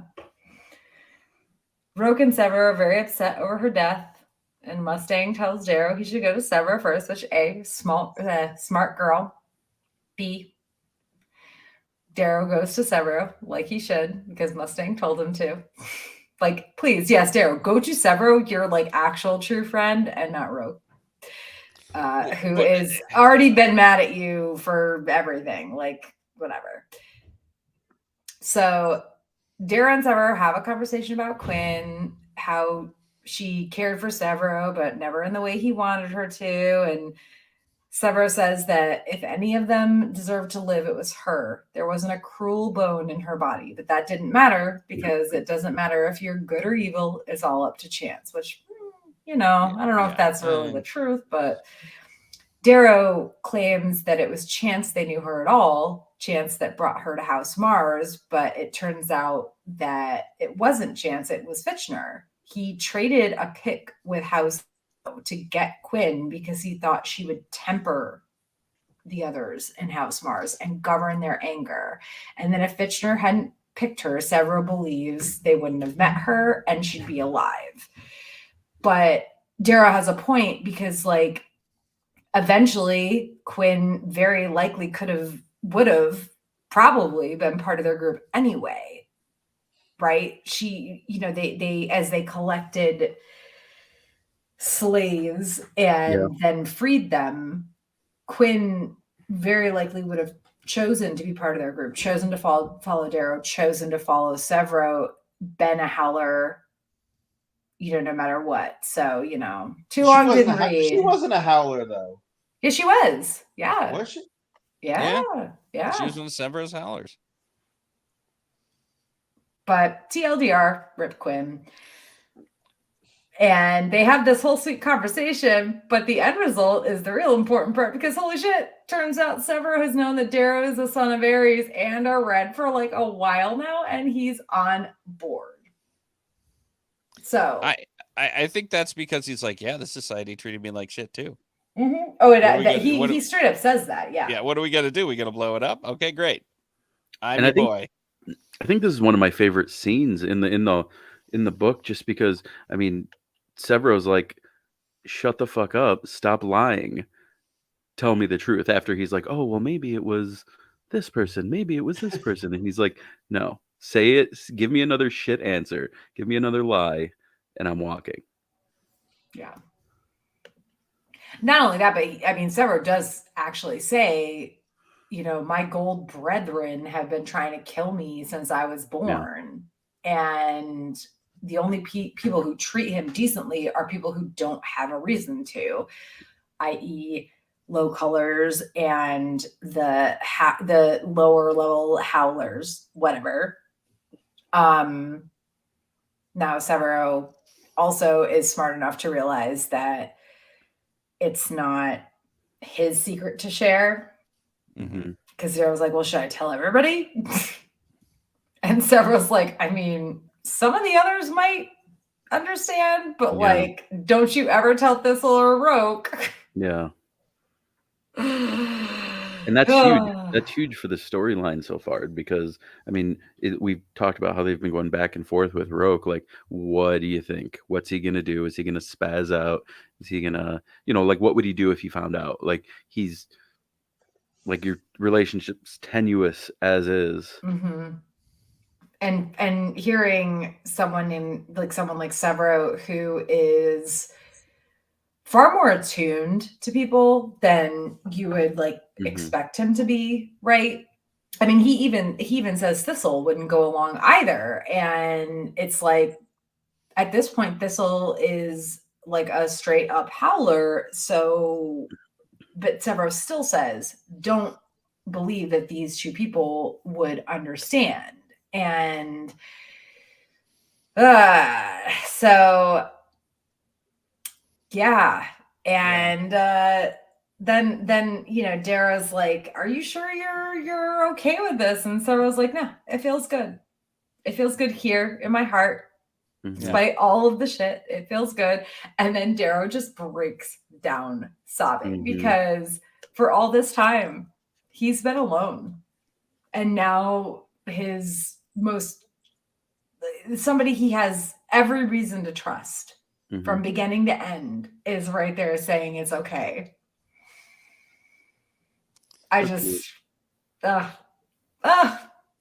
Darrow having emotions sometimes is a good thing. Definitely. Yeah.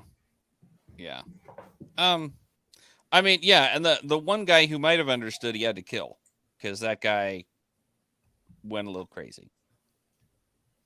Oh yeah. Titus. Yeah. Oh. I would say R.I.P. Titus, but no. Nah. Nah. Sometimes your crimes are too great, no matter where you came from. Yeah. Yeah. So he leaves Severo after crying his heart out, which again, just tear with it so much. And he meets Victra, of all people, in the hallway. Mhm. And while he doesn't tell her anything, their conversation is also super great. It Like, is. you know, Dara admits it's hard knowing that Victra is Antonia's sister, which, for fuck's sake, yes.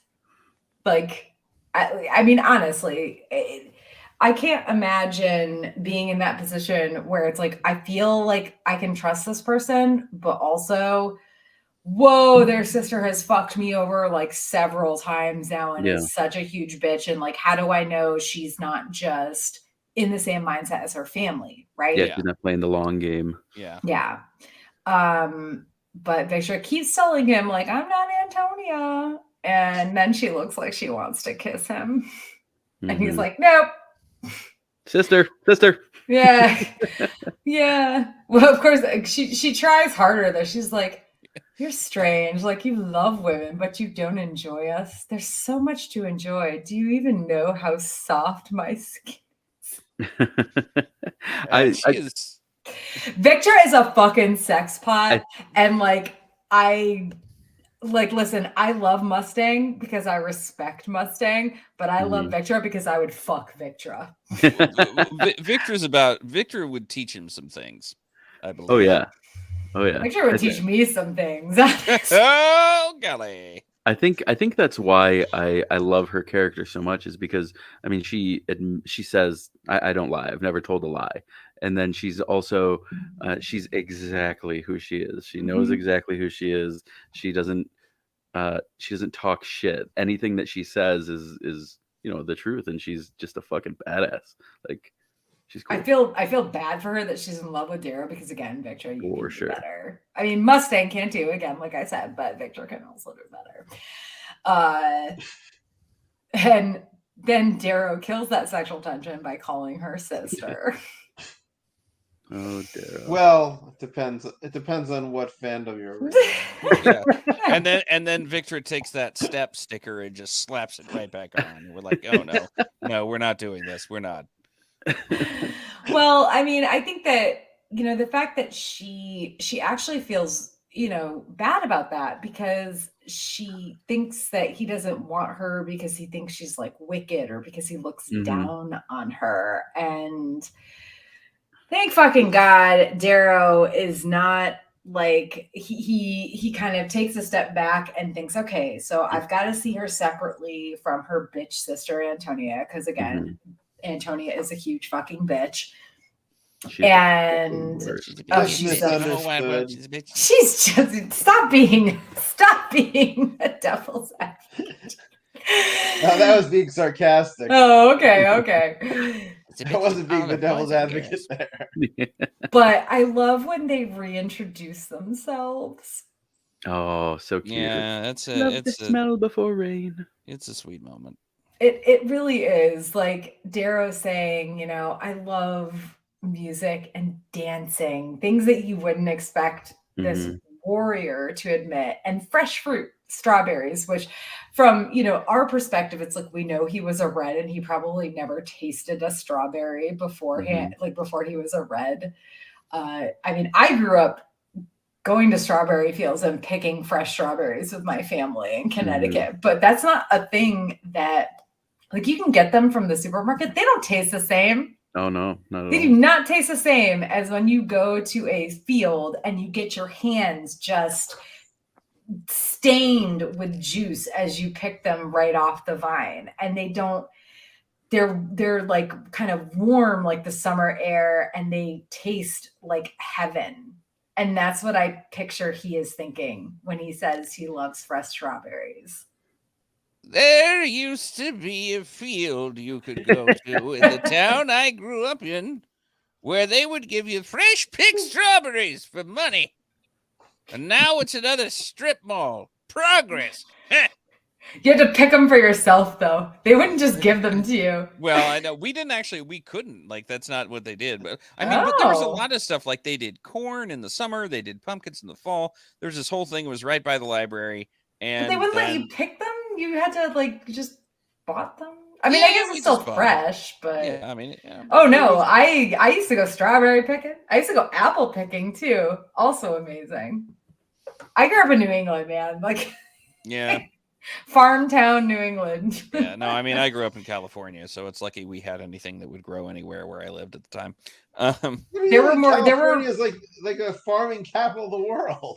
Not in Southern California. It's Yeah, not. no. Not anymore. Not since they got rid of the orange groves. Yeah, we oh gosh, man. Yeah. I grew up in a town that had more cows than people, so no lie. But I love that he tells her this, and I love that she's just like, I like the way stone smells before rain falls, but also I Mhm. hate the color gold. Green goes better with my complexion. Oh, Victra. Like, I'm so here for this friendship, and I heart it, and I heart Victra so much. Just, I think it's kind of funny because Darrow's obviously like a bestie collector, you know, like Severo's my bestie. I want Roke to be my bestie. I want this person to be my bestie. But like Victra's there the whole time, like, hey, let me be your bestie and more. Well, You know, the easiest yeah, and that's friendship. that's why he's keeping his distance from her, is because now I will say this: I don't think he necessarily goes about it the right way at all times. Hmm. But the fact that he is not trying to do anything with Victra because he still has these feelings for Mustang, I think that's the right choice. Oh, for sure. yeah. Yeah, Like, agreed. because Agreed. can you? He's doing right by her. He even is, Yeah. and I invite you to imagine for a moment what a jilted Victra would look like. Oh my gosh. You think you had trouble before?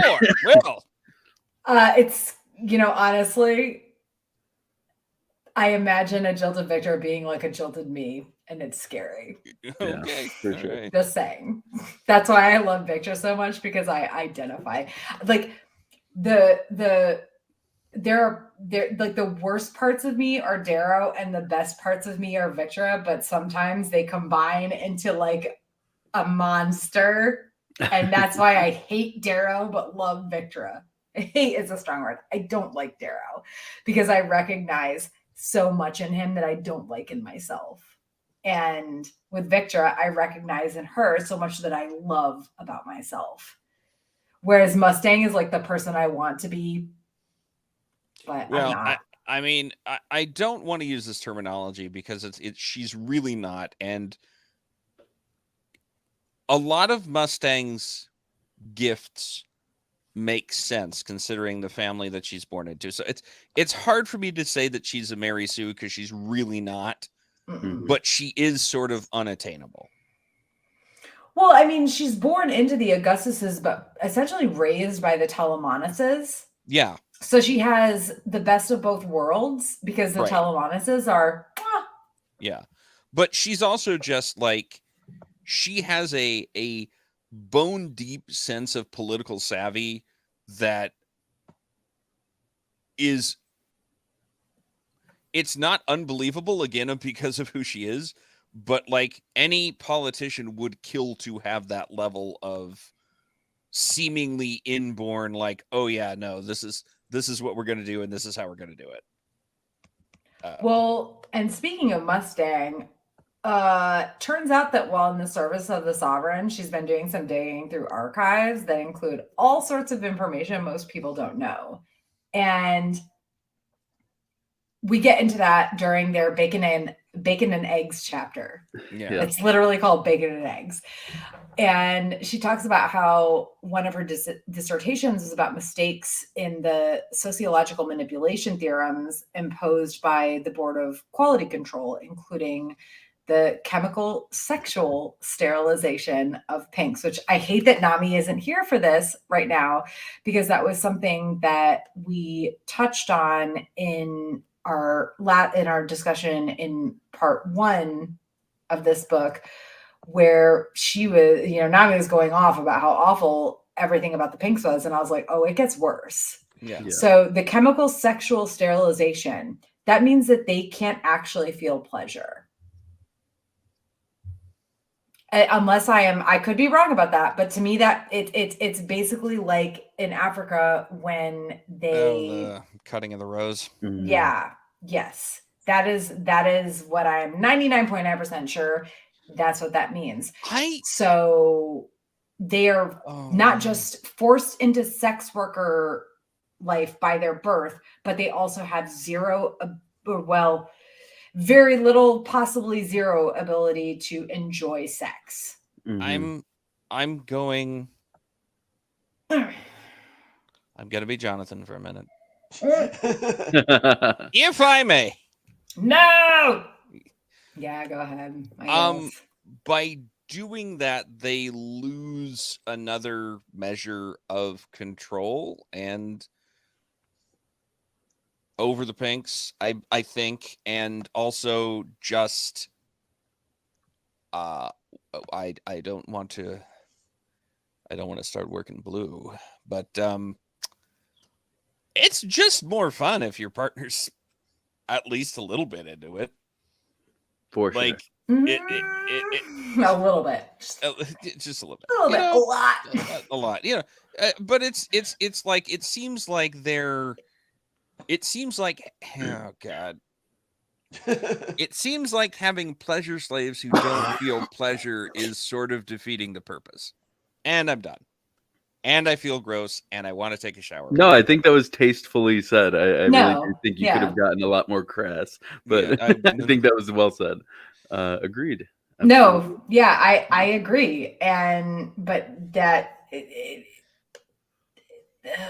Yeah, who knows? I mean, society's icky from top to bottom. If there's one, because everybody guiding the society, when faced with a choice, went, what is the grossest, most inhuman way we could go? Okay, that way. Yeah, these are people who are forced to have sex constantly. Oh no, like pink, like don't even get the chance to physically enjoy it. Like my argument to anyone, I realize these people are all fictional.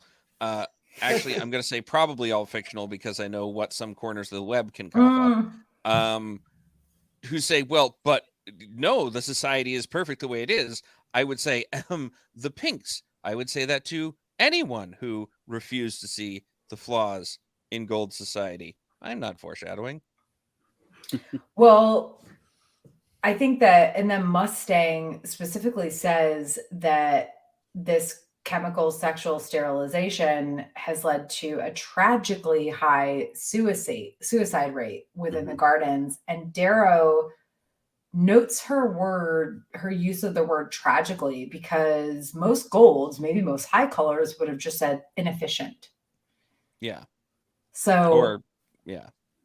And then she gets into the whole thing about how she found out how different colors fall in love and have themselves carved to alter their reproductive organs so that they can have children, which I'm over here just like, oh man, I would love to just be able to have sex with somebody and enjoy it and never have to worry about having a kid.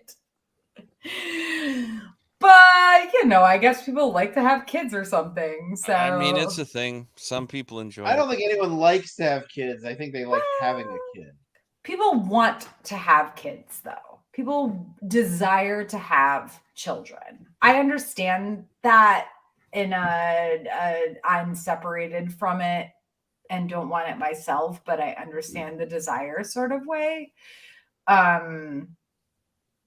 And I mean, shit, that's actually what happens in life right now. Like if you, oh gosh, sorry, Steve, if I'm getting too real here. No, but if you really, really, really want to have a biological child and you're having trouble on your own, there are ways to help you have a child on your own. And sometimes they work and sometimes they don't. True. Like it's I mean, I've seen more than a few friends go through in vitro and whatnot, and it's a difficult road. And I think that's what I think of when I read this passage, right? Like Yeah.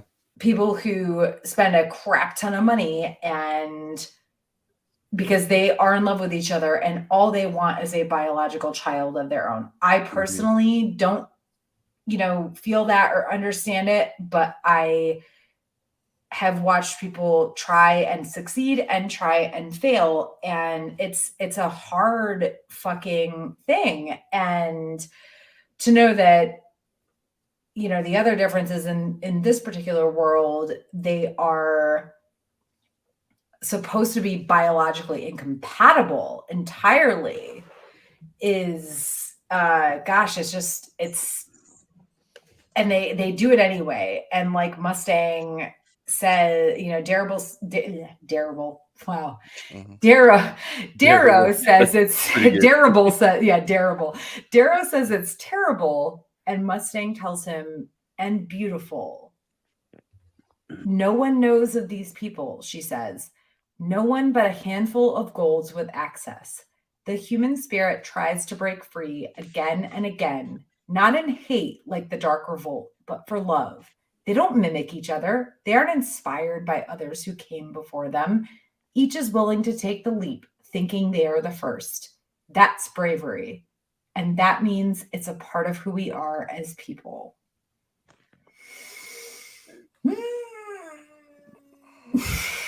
Mustang, if you had any idea. Yeah.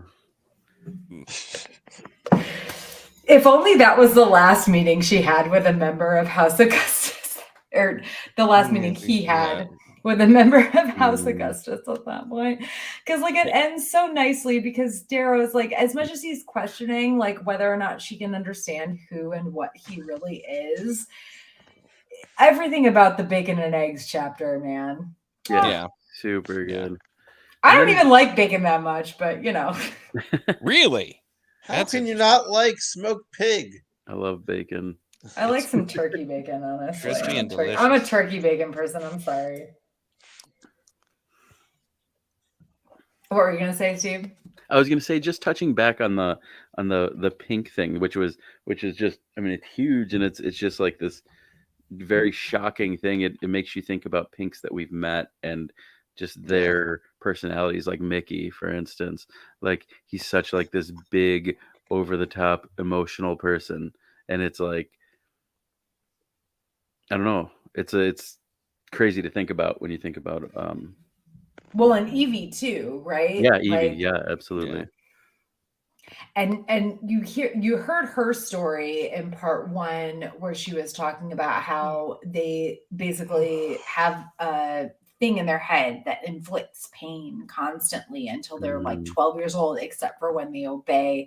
And I think there's some argument about what for me, I thought it meant like it was like golds had like a button or something. There was some way that golds could like turn it off when pinks obeyed. Nami thought it was something different, but I think that knowing that they are literally in this life of almost constant pain until they are 12, and then they take that away, but then they're also sterilized so that they can't enjoy the thing that they are literally bred to do. It's just and programmed. Oh God, it's just so gross. It's just so gross. And I guess that's I mean, I don't know that it works as an argument against it in this particular world. That's my biggest argument against it. It just seems pointless. I don't see what purpose it serves. It's just another element of control. You're right. I don't disagree that it's maybe not the best one, but God. Yeah, it's definitely the least clear. You know, when you look at the different function or the other functions of the different colors, the pink is definitely like, what? Yeah. It's like, what? I think they are very probably, possibly the like slaves in the worst sense of the term. Like the reds at least get to have relationships and families. Yeah, I'm. Is it okay? I mean, this is a very mild spoiler. It's mild. I promise you, the mildest. I mean, I can cut it out of the podcast if I don't Okay. like it. All right, just that that we find out at a certain time, and it's sort of honestly sort of we find out it's offhand. It's not the point of what's going on, but we find out that if the golds decide they need more reds, they just press a button and mating pheromone goes out into the red mines, so they get more reds. Yes. Like, and it's that thing which I'm like, yes, pinks are the worst, but reds also have it the worst. But and there's like, I'm sure there's stuff we don't know about the other colors where it's honestly, life for you is god awful unless you're a pixie. And if you're a pixie, you're just like, I will flit about. My God, but you're still like you can party your life away. You're saying life is bad for the peerless scarred? Yes, I'm saying life is bad for the peerless scarred. They're just all traumatized to think that it's a good thing. But all right, quick conclusion. Unfortunately, that was not the last meeting Darrow had with a member of House Augustus that night, because the jackal is waiting for him in his rooms, and Jackal gonna jackal. And what's this about the shipyards of Ganymede? Stay tuned for our next episode. I mean, really, like the fact that Darrow is still just like, yeah, we're still buds. We're still He friends. tried to save Quinn. Yeah, he did. He's maybe he's a good guy now. Maybe there is good in him. I see it. Oh God. It's gonna be like Rey kissing Kylo at the end of fucking. Geez, don't even. Just don't. Just Dude, what was that movie that I watched once and hated so much? Listen, I have nothing against new Star Wars, but I fucking hated what was the name of that movie? The Rise of Skywalker. Rise of Skywalker. But yeah, no, I hated that movie. It was so dumb. I'm like, everything that was good about The Last Jedi, because there was some stuff that was Darrow's going to gently kiss the jackal as he dies. Oh no. Hey, I thought Darrow didn't swing that way. Well, Darrow doesn't. Tactus and Roke do. But that's a story for another time. Yeah. It's just a remake of Return of the Jedi. What would Darrow and Jackals? No, it wasn't. It wasn't. Return of the Jedi was so good. I love Return of the Jedi. Don't hate on Return of the Jedi. It was a remake of Return of the Jedi, but with like, and let's make it worse. How can we make this movie again, but worse? And I'll tell you how you can make it worse. I was Snoke the whole time. It's me. Palpatine, I never left. What would Darrow and the Jackal's ship name be? Would it be like the Dackle?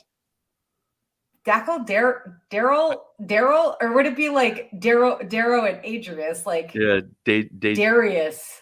Darius? I think Adrius. Because then you can make jokes about somebody's wedding, Dackle. Regardless, Darrow, you're a fucking idiot. Yeah, you big lug. This is not how you run a revolution. He's just awful at taking notes. He literally in the first few chapters and the second few chapters, he saw, well, particularly the first few chapters when the jackal was like killing Leto. Oh, and then the second set of chapters where he was like, oh, there's the jackal, like not feeling bad about all those kids' heads getting stomped on. And it's like, dude, fucking take a note. Christ. Yeah.